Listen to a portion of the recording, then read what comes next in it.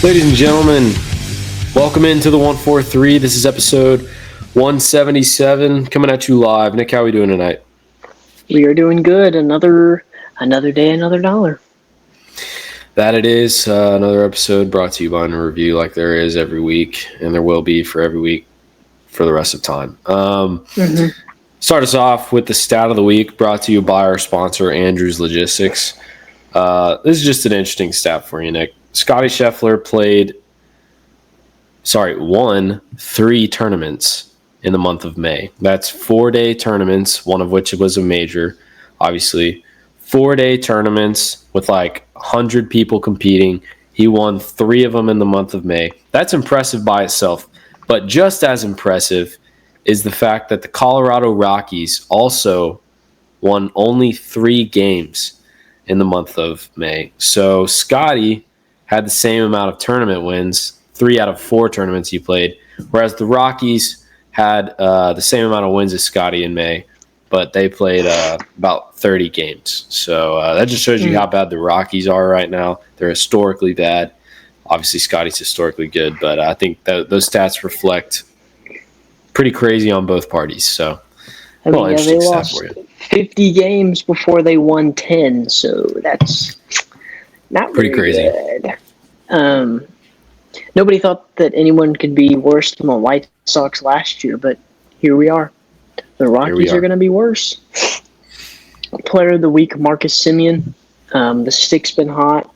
Finally, he went 7 for 8 in his last series, and he had the leadoff spot on lockdown there for a little bit, and then he is just slowly but surely been getting moved down further and further in the lineup, but he was swinging it last series, so hopefully that will ignite a spark for Marcus and he'll be back to his former self, just because he's too good of a hitter to not be performing like he has been.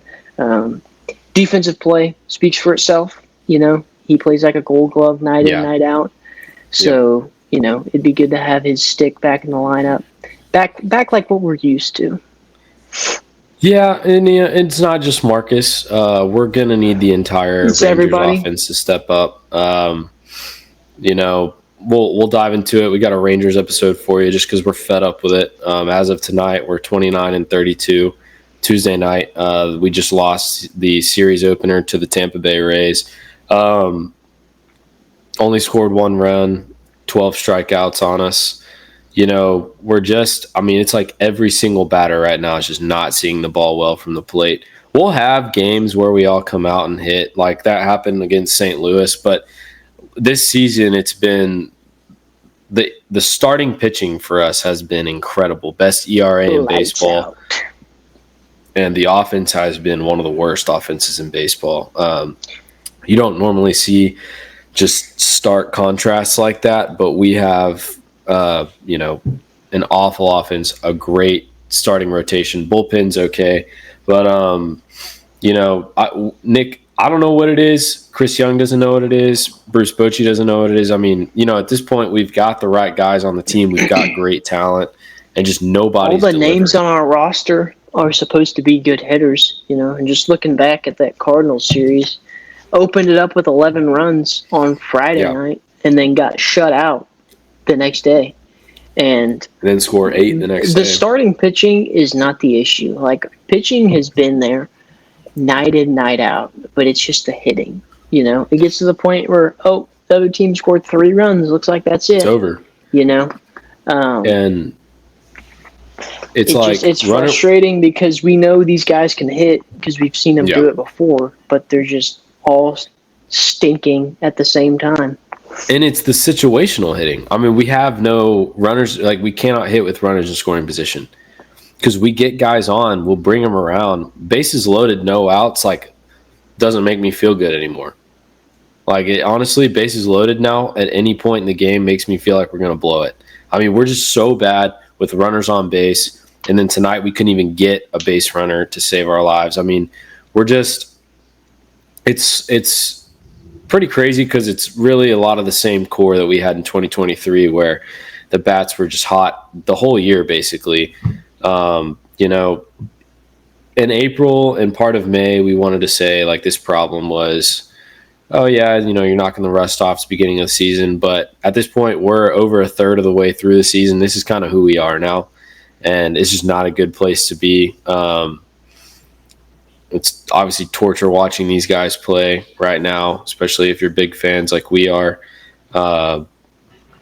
It's been tough. And you kept telling yourself one of these days they're going to figure it out because it was so early on in the season when we first addressed this, but now it's June and we're still having the same issue. We're a little over 60 games in, so you should have kind of had it figured out by now.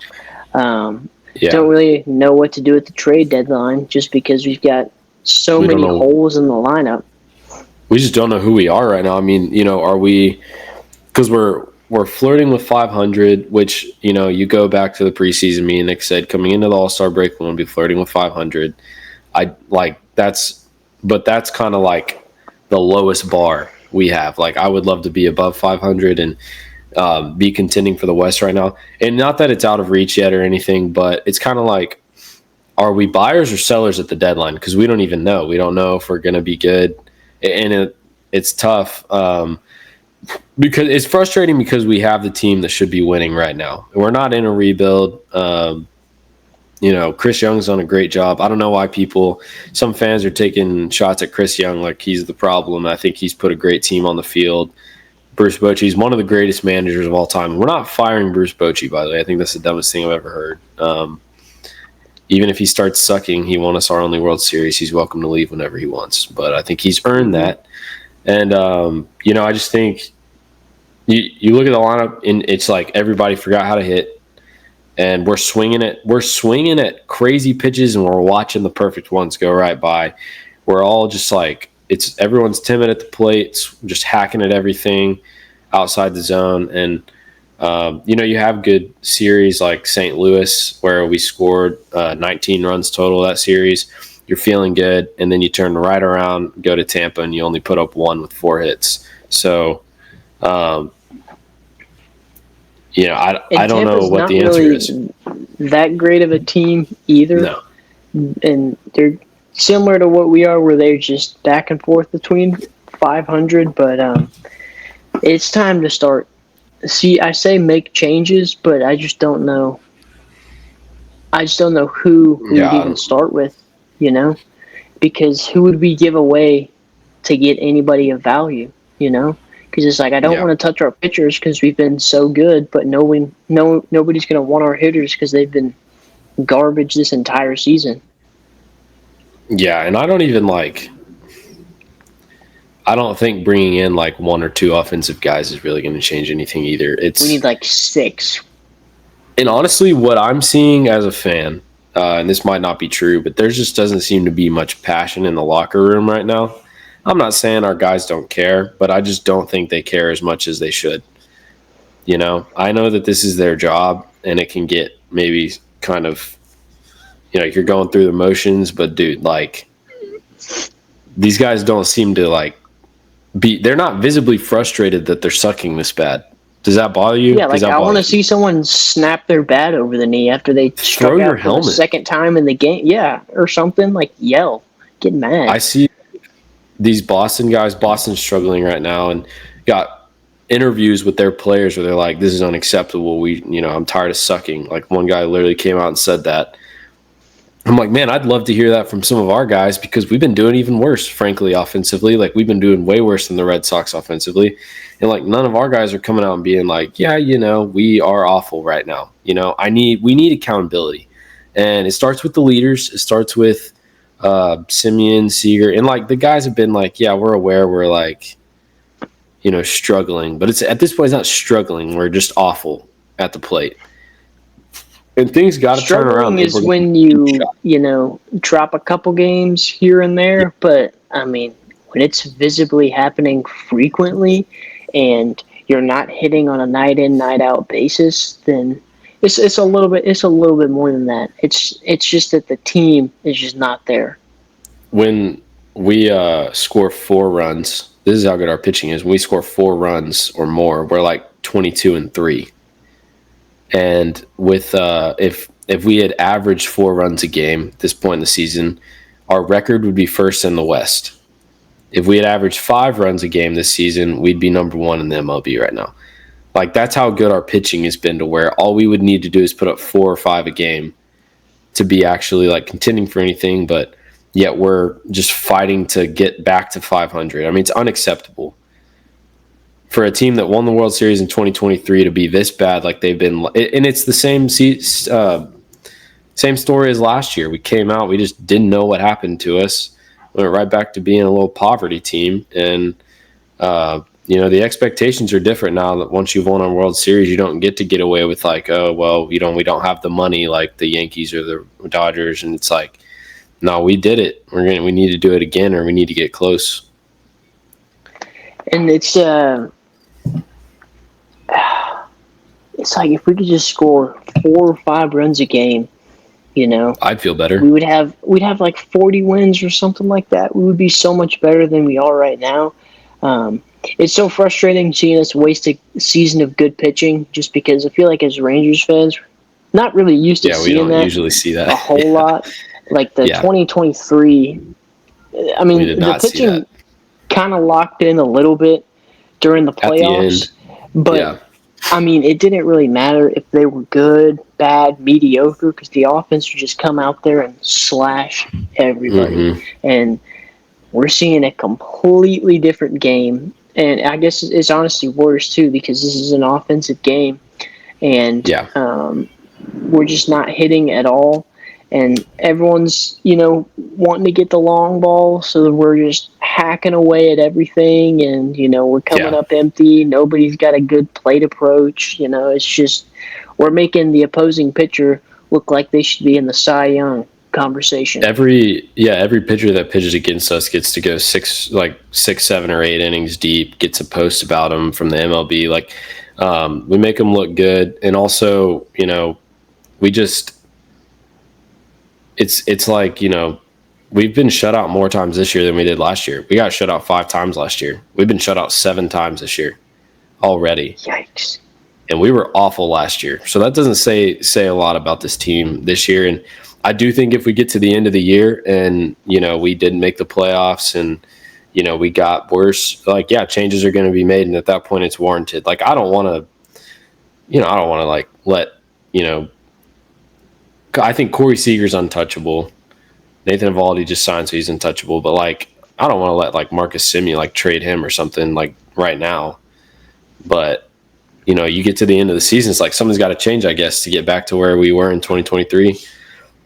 And I don't even know who we would get rid of, but just looking at the stats, Tampa Bay's starting pitcher, this is just kind of the mantra that it's been so far in the season. He had 8 strikeouts and 1, 2, 3, 4, 5, 6, 7, 8. And all 8 of those were from our top 4 hitters. So that was Josh Smith, Wyatt Langford, Corey Seager, and Josh Young. So that is brutal. That's awful. Those are the guys that should be raking. Corey Seager, Wyatt Langford. I understand it's only his second year in the league, but there were kind of a lot of high expectations after what he did last season. And then Josh Smith was a huge deal keeping him this offseason and then finding a way to get his bat in the lineup every single night. And then Josh Young, we were looking for that bounce back season just because last year, he got injured pretty early on after he was raking the first couple weeks of the season. And when your top 4 hitters aren't hitting, you can't expect any offensive production. I understand that's only 4 people in a lineup of 9, but still, those are the guys that are going to set the tone and, be the ones that, I guess, motivate the guys below them. And when they're striking out 8 times, it's just unacceptable. I'm going to say what it is, too. This team, even in 2023, we go as Corey Seager goes. So we really need our captain, the guy who's getting paid the most money on our team. I know he's been dealing with some injuries, but he's getting paid a lot of money. He's got to step it up. I mean, that's where it is. Like these guys, he's the leader, and these guys see him get hot, they'll probably start getting hot as well.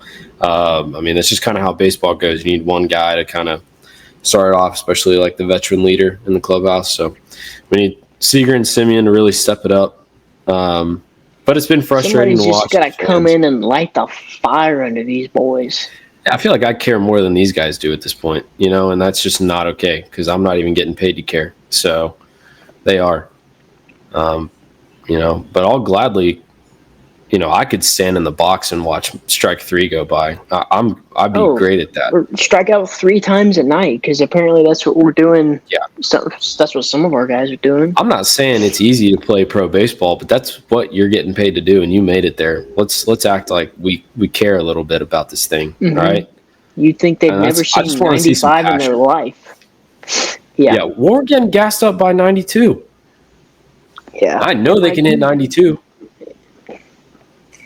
Yeah. But, anyways, here's like the end of our shows in under review.